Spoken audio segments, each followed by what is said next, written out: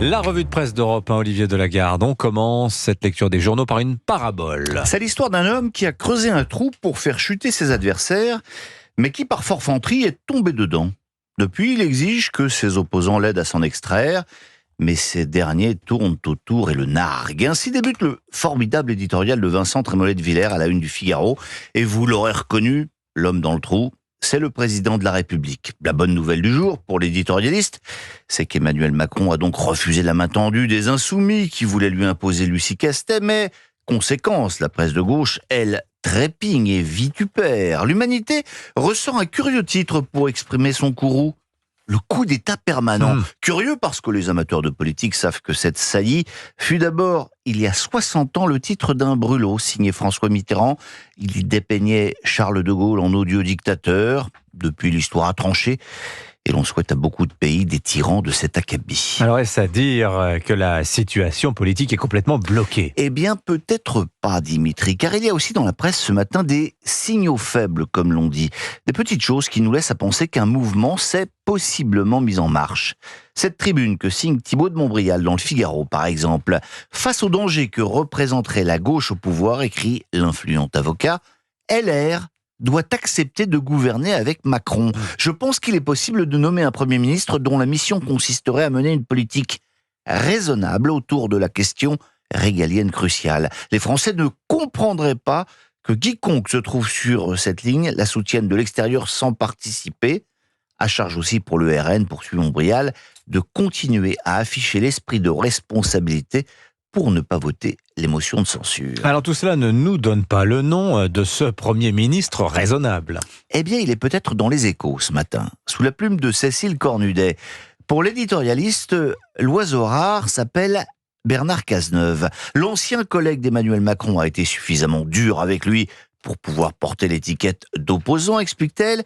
Et il a aussi été suffisamment dur avec Jean-Luc Mélenchon pour paraître en homme libre. Et Cécile Cornudet répond déjà à ceux qui lui opposeront que la gauche sera vent debout contre une telle nomination. Pas toute la gauche, affirme-t-elle, pas tout le PS où les choses commenceraient à bouger. Et vous en lirez une confirmation dans le Parisien aujourd'hui en France. En coulisses, des élus PS réfléchissent à de possibles négociations avec le chef de l'État. Selon nos informations, écrit Julien Dufay, une réunion de la direction du PS s'est tenue hier soir. Et aujourd'hui, à midi, Olivier Faure convoquera un bureau national en visioconférence. Peut-être que du fond de son trou, le président sent que quelque chose est en train de bouger. Alors sinon, on parle de gens qui font semblant dans les journaux. Oui, dans les Échos, vous lirez un long article sur Nicole Belloubet d'abord, qui fait comme si elle était toujours ministre de l'Éducation nationale. Elle va tenir aujourd'hui une conférence de presse qui s'annonce lunaire pour présenter, on imagine, la rentrée, à moins que ce ne soit sa sortie. Dans le doute, les syndicats d'enseignants ont quand même déposé un vrai préavis de grève pour le 10 septembre. Il sera toujours temps d'ajuster le motif de contestation en fonction du ministre qui sera peut-être nommé d'ici là. Toujours à propos de gens qui font semblant, cette petite info glanée dans La Croix. Une vidéo est devenue virale sur les réseaux sociaux russes. Il s'agit de celle de Vladimir Poutine embrassant un Coran dans une mosquée en Tchétchénie.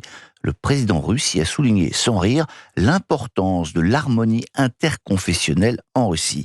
Mais, retour à l'Élysée pour finir, mais pour de faux, avec ce petit musée de la présidence qui a ouvert ses portes il y a moins d'un mois en face du palais officiel. Cela s'appelle la Maison Élysée, nous apprend l'Humanité qui nous sert de guide.